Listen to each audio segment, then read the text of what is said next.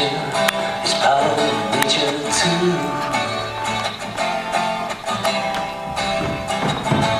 Our little lives get complicated. It's a simple thing, simple as a flower, but that's a complicated thing.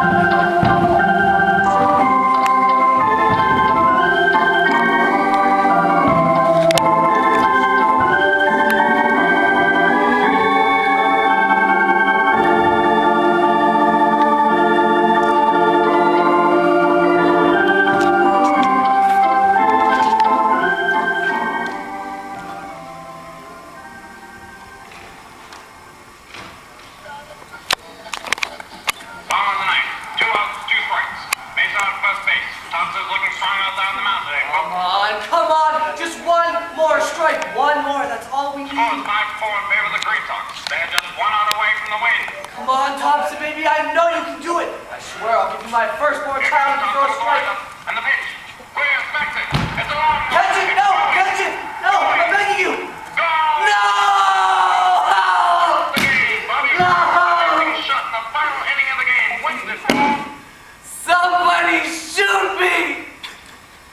I can't stand it. No, no, no, no!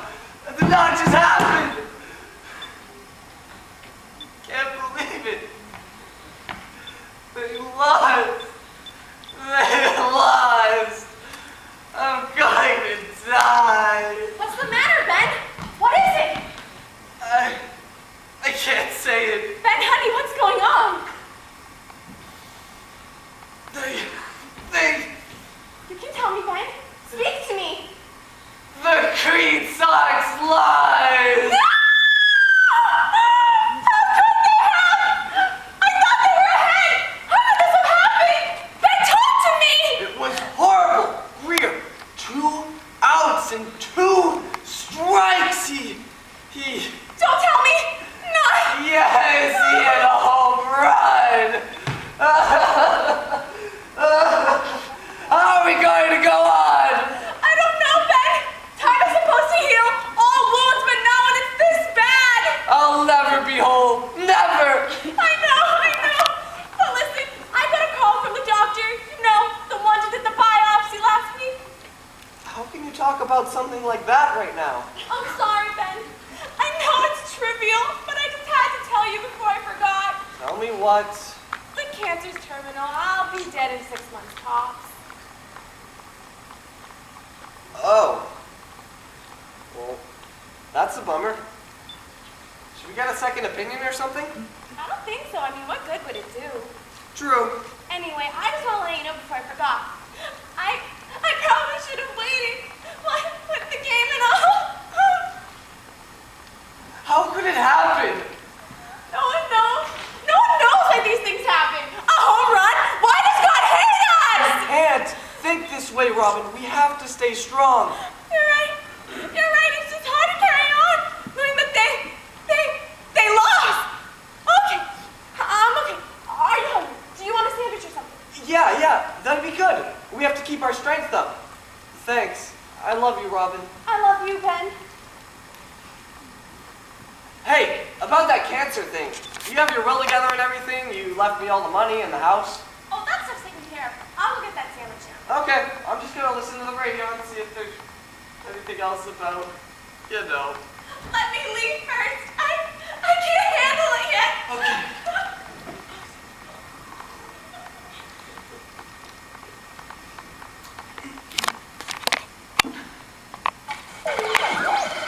National emergency. For those of you just tuning in, we have confirmation that a nuclear device has indeed been detonated in the city of Chicago. Thousands are presumed dead, and first reports coming in indicate that the final death toll could easily reach over 1 million. Yeah, what about the game? The radiation poisoning will eventually take the lives of those within a 100-mile radius of the city. We repeat, the city of Chicago has been attacked. Damn news agencies don't know what to report anymore. Ben. Robin, what is it? I don't know how to say it, Ben. You can tell me, hon. We ran out of mayonnaise.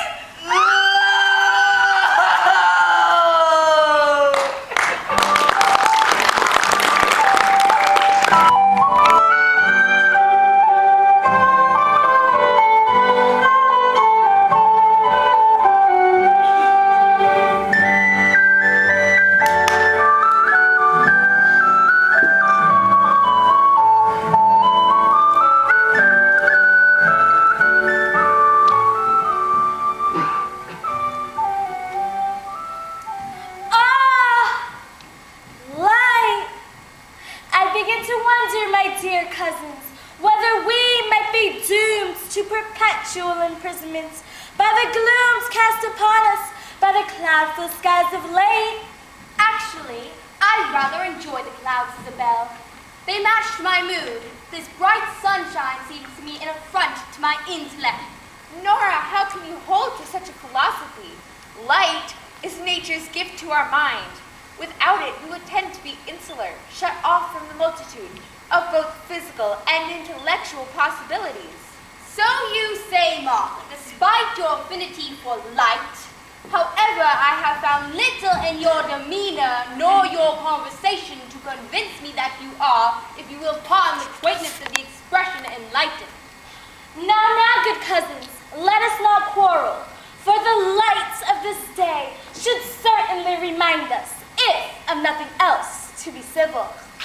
Those of you assembled here today, lest you think me sour and unyielding, consider how long I've been forced to endure the tiresome optimism of these my unwanted and unwarranted companions.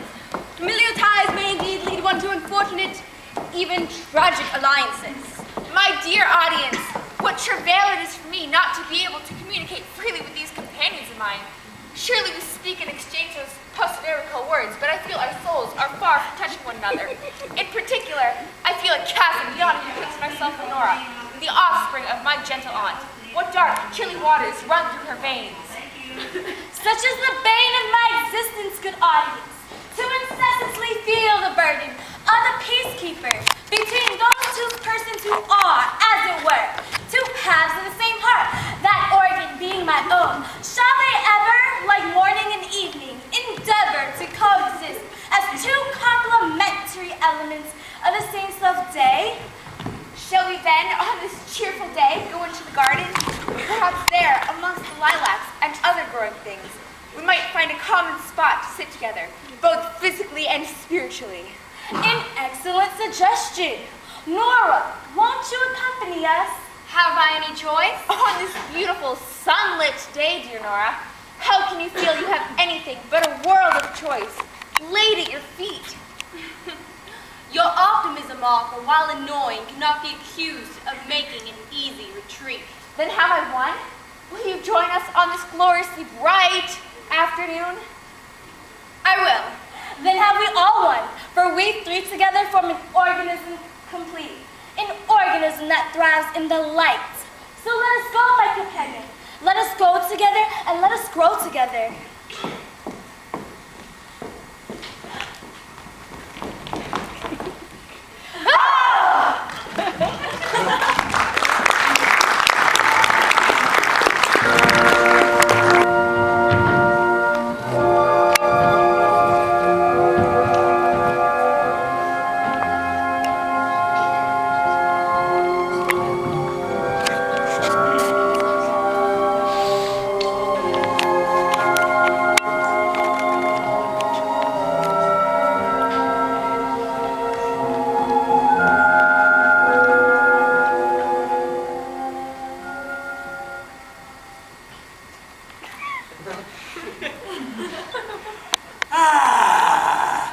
Honey, what's the matter? Oh, Mama, that wasn't a sigh of discontent. On the contrary, I was just sighing over how happy I am. That's wonderful, dear. Why are you so happy? We have so much to be thankful for, after all. Food to eat, warm beds to sleep in, and a home filled with the smell of baking cookies and the wonderful feeling of love. Not everyone in the world has these things, Mama. I know it, Gwen. I only hope we can continue to... Why, Mama? Whatever do you mean? What could possibly threaten our wonderful life? Oh, Gwen, you're so young, child. I don't want to burden you. I only want your happiness. Oh, Mama, whatever do you mean? You see, I'm afraid we have run out of money. Have we? But what was the treasure my dear caring father left before he died so tragically? It has run out. Your illness last winter. Well, we had to pay the doctor. What is to happen to us? That knock! I recognize it! Who could it be? I have come to collect the rent, my cage, little sparrow. Please, we simply cannot pay it! Then I simply cannot allow you to stay. You must pay the rent. We can't pay the rent! But you must pay the rent. But we can't pay the rent! Isn't there something I could do, Mama? After all, if I hadn't fallen ill, we would be fine. That wasn't your fault, Gwen. I need to help. As a matter of fact, my tiny caged hummingbird, you can help. You stay away from her, you villain! But, Mama, we have no place to go. What will we do? Consent to be my wife, my fair-haired chickadee, and you and your mother will always have a roof over your head. Your wife? I will never let that happen. Then pay me the rent. But I can't. If Gwen will not be mine and you will not pay me the rent, you must leave this house by sundown. Wherever will we go? Come to my arms, oh Gwen, or go straight to... Hark! What evil is afoot here? This is none of your concern. Oh ho, but it is. Whenever injustice and cruelty are being perpetrated, That is precisely my concern. I am simply here to collect my debt. Is this true? I'm afraid so, you see. We can't pay the rent. You must pay the rent. We can't pay the rent. I'll take her for the rent. Oh, no, you shall not. I will pay the rent. Curses, foiled again. Our hero.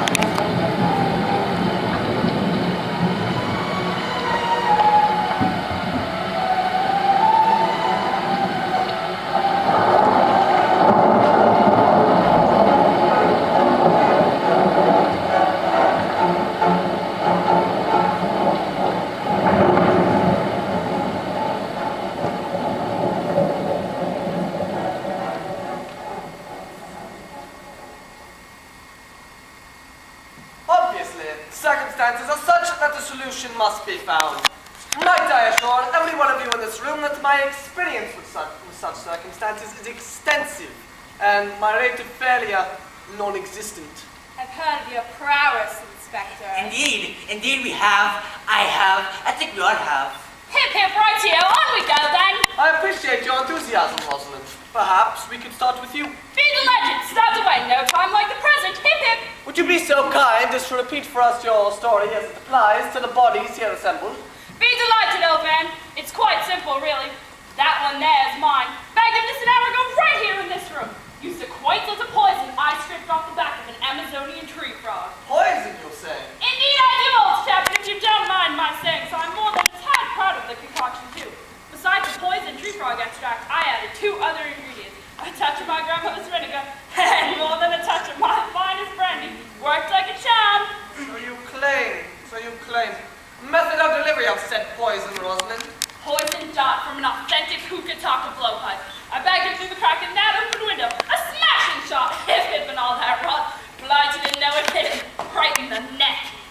Your finest brandy, Rosalind? Are you sure you stand by that claim? Of course, old man, my very finest. Well, perhaps not my very finest. Second finest, or third. Indeed.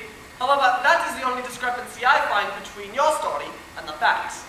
The angle of the dart's entry matches the trajectory from the window. The poison is indeed from an Amazonian tree frog, Brazilian to be precise, and the depth of insertion is consistent with the force delivered from the Hututaka blowpipe. If you had claimed you had used a Muzuraka Kiki blowpipe, your claim would have lost all credence. You do not know, and I must therefore conclude that you did indeed kill this man. Good show, old man, I did indeed. Which brings us to Miss Chiliwan. I've been hoping something would bring you around to me, Inspector. Has anyone ever told you your deduction feels something like seduction? Another time, Chiliwan.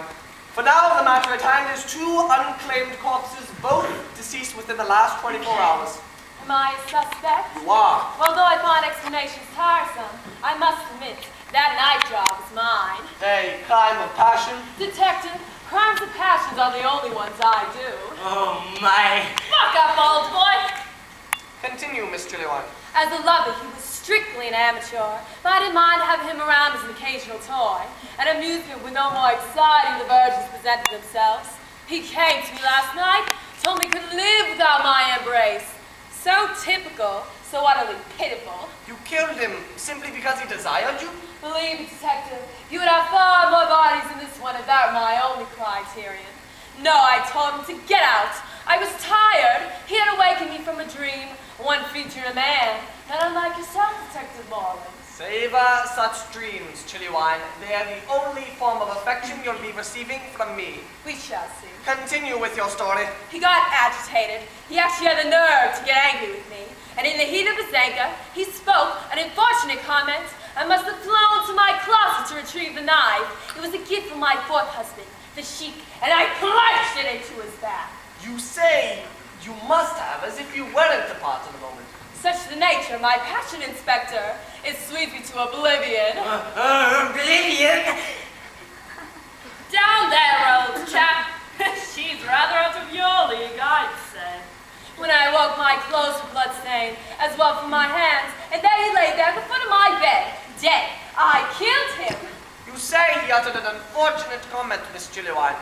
Might you elaborate? In the heat of his anger, he dared to call me Wrinkled. Wrinkled? Why, Miss Chilliwine, that's entirely not true at all, in my opinion. How obvious of you to say so. At last! What are you doing? Just confirming your story. I see a tiny hair has been sunk into the body along with the shaft of the knife. A simple inspection reveals that the tiny hair is yours, not the victim's. You did indeed kill this man with this knife. Could you ever doubt me? I doubt everyone and everything, Miss Chilliwine. In facts alone do I put my trust. Which leaves us then with a single body remaining, and you, Silas Bowlander, with the burden of proof. I did it! I swear I did it! I can see the way the wind blows around here, I can. What are you saying? You atrocious woman! Atrocious am I. Well, at least I'm not a sniveling coward who wants to take away all the credit for killing this man. Detective Mordant, I killed him. I tripped him accidentally when he walked into the room. Look there, see? There's a bruise on his head. What he fell.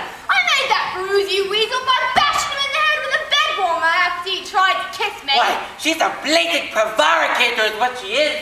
Well, I may be that half pint, but at least I'm not a liar like you. See here.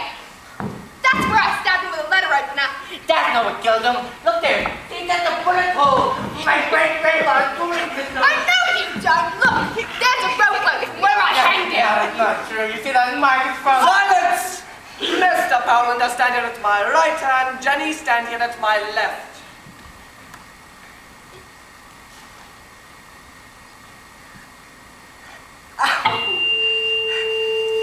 Remain silent. Do not move.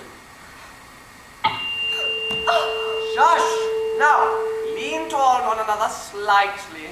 That's right, please.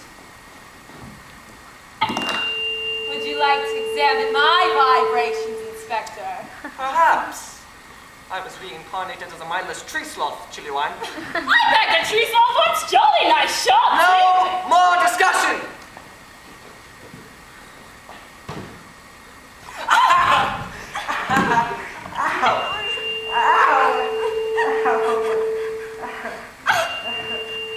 Enough! I have solved this case. I'm a noggin. Snivel no more, Jenny. You did indeed hit this man in the head with a bed warmer. A 12-pound one at that. There, I told you. But But that did not kill him. there. Nor did Silas Ballander's bullets. Nor did Jenny's penknife wound. Nor did the self-inflicted rope burn. No, wait just a minute. No, I will not wait 1 moment longer to reveal that the true injury that killed this man was none other than a sudden brain hemorrhage induced by a blow from none other than Silas Bowlander. Oh, I am exonerated. I am so relieved I may faint. Miss Chilliwine, I admire you greatly. Catch me, won't you? Hip, hip, Inspector. Seems this one was trying to beat the hasty retreat. As well she might. I'm sure her sense of shame has stung her deeply. All right, I admit it. I didn't kill anyone. Oh! Shocking. I'm disgusted. God as my witness, I tried over and over again, and I almost got away with killing this last one if it hadn't been for that little wimp Powlander. How about if I kill him right now? I'll murder him, I will. I'll show you all I can be just as guilty as the next person. It's too late for that now, Jenny. You must face the awful truth and live with it. You alone in this room full of murderers are... Don't! I can't stand to hear it. You alone, Jenny the maid, are innocent.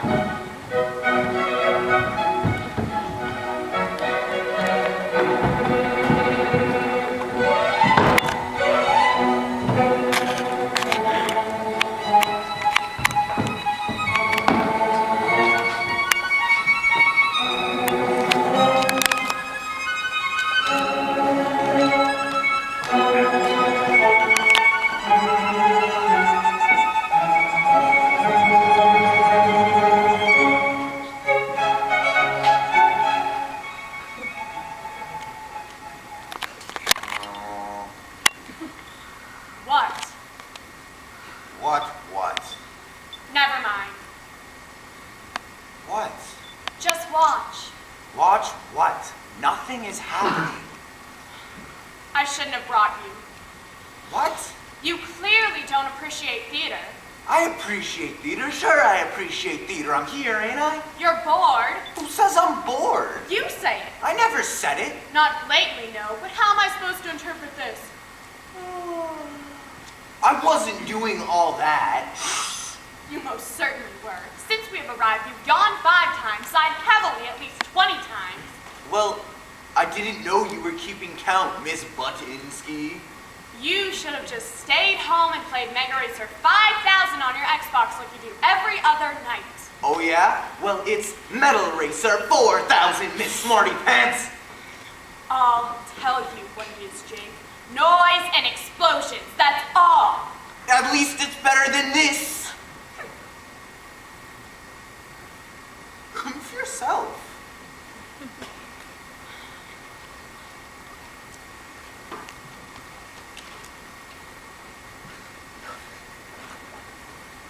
What now? You look like a dead guppy. Great. You say you want to get out of the house. You say you want to go see a show at the theater. I say, okay, fine. And what do I get for being nice? Oh, please, don't do me any favors. What do I get? I get called a dead goldfish? Guppy! I said guppy! Guppy? Goldfish? Same difference. And I didn't call you a dead guppy. I said you looked like a dead guppy. What difference does it make? It makes a difference. It's the difference between the right word and the wrong word. It's the difference between comparison, saying you look like something, and in actuality, saying you are something. Whatever. Oh, and there's that amazing rejoinder of yours. Whatever. Between the words what and whatever, you account for 95% of your vocabulary. What? Never mind. Whatever.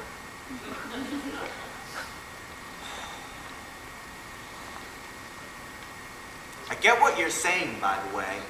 You're saying I'm too stupid to understand something as fancy as a play, a night at the theater. Well, guess what? I ain't stupid. And maybe you are, because you'd rather sit here and watch this SLASREVER Neves. SLASREVER Neves. How do you know that's how it's said? Because I get it. What? I get it. I understand it. Get what? The thing's not even in English. It must be like Yugoslavian or something. Oh, and by Yugoslavian, are you referring to Hungarian, Albanian, or Serbian? Whatever. Ooh, another scorching comeback from the master of linguistics. What? Why am I even here? Look, at least Metal Racer is in English, not like this. Oh yes, and what fine English it is. Move it or lose it, eat asphalt, sucker. See, you love it too. How can you possibly make that plain? You know the words. That means you must like it. Those words have been embedded into my head through sheer endless repetition. You and that game have stabbed them into my brain like an ice pick. Ice pick to the brain. That's a move from Pro Wrestler Extreme from PlayStation. I am leaving. What? I am leaving you, Jake. Go home to your mega death, mega pain, mega noise, world of electronic stimulation. Obliterate some more brain cells. I can't take it anymore. What if I don't want to leave, huh? What if I want to stay and get all cultured? How about them apples? Fine. Enjoy. I am not staying. Whatever. And incidentally, Jacob, SLASREVER Neves is a version of English. If you understood the simple gimmick of it, you would know that. Yeah? Goodbye. Whatever. SLASREVER Neves. The thing's not even... Oh, hey, wait, look, I get it.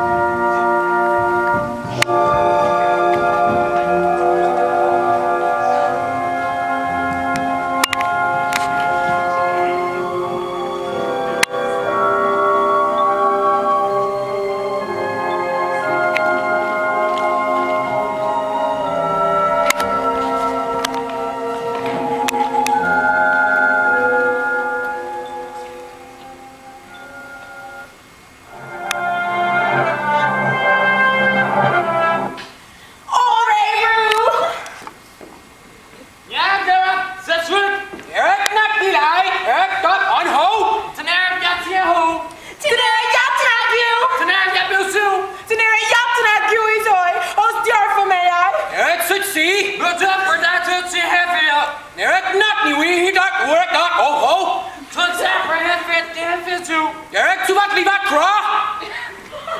I'm here without no. Not here without you. I'll get Lura. No Philadelphia. No Philadelphia. Not Philadelphia. Tonight gets you. Never ribbon the line. Eric Roy. On time, happen that who kept roof we. Oh, the Lura Taia, Tom. Nia leave your remorphiat.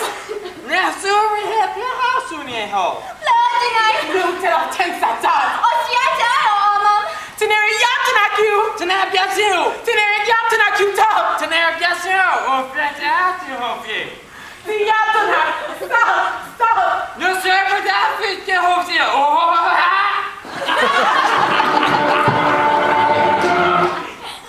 Allah. Tiesi go Kirai.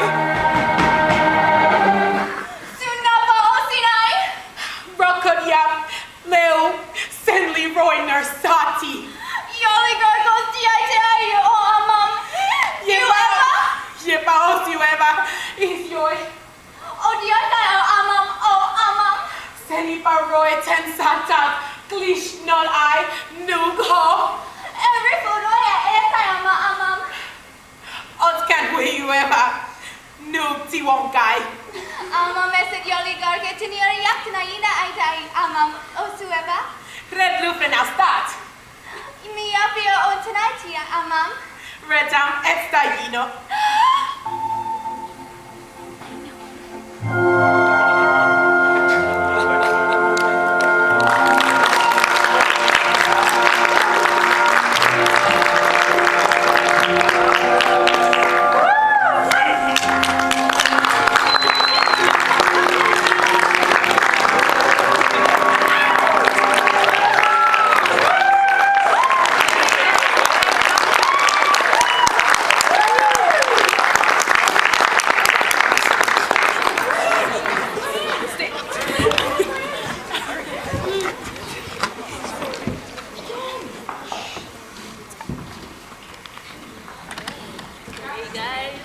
Alright, so we're gonna go through our names, our grade, and what we played, starting with Nelson. Hi, I'm Tyler, and I did the curtain, and I'm a backup reverser, and I'm a freshman. I'm Matthew, I'm a freshman, I was a dead body and a reverser. I'm Michael, I'm a freshman, and I was a dead body and a reverser. I'm CJ, sophomore year, I'm a dead body and reverser. I'm Taisha, I'm a freshman and I was a hostess. I'm Tanisha, I'm a freshman and I was a hostess. I'm Michael, I'm a senior, and I was Dallas Collins. I'm Caitlin, I was Miss Chili Wine. I'm Jen, I'm a sophomore, and I was Nora. I'm Grace, I'm a freshman and I was Martha. I'm Caitlin, I'm a sophomore, and I'm the stage manager. I'm Sarah Grace, I'm a freshman, and I played Isabel. My name is Miguel, I'm a senior, and I play the hero. I'm Talia, I'm a sophomore, and I'm head of costumes. I'm Stephanie, I'm a senior, and I was Mama. I'm Fran, and I'm a reverser and a sophomore. I'm Nick, I'm a senior, and I was the villain. I'm Brianna, I'm a sophomore, and I played Gwen. I'm Tom, I'm a freshman, and I'm a prop manager. I'm Tom, I'm a senior, and I played Detective Moreland and Ben the baseball freak. Julian, I'm a freshman, and I played I'm Jack, I'm a senior, and I played Jake. I'm Audrey, I'm a senior and I played Marla. I'm Amanda, I'm a junior, and I played Robin. I'm Camilla, I'm a sophomore and I'm head of makeup and costumes. I'm Misha, I'm a senior, and I was Jenny the maid. I'm Sam, I'm a junior, and I played Rosalind.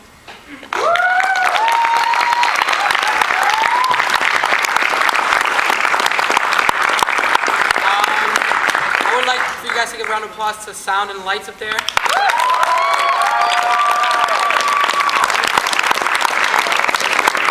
And sorry, another round of applause to our director, Mr. Eames.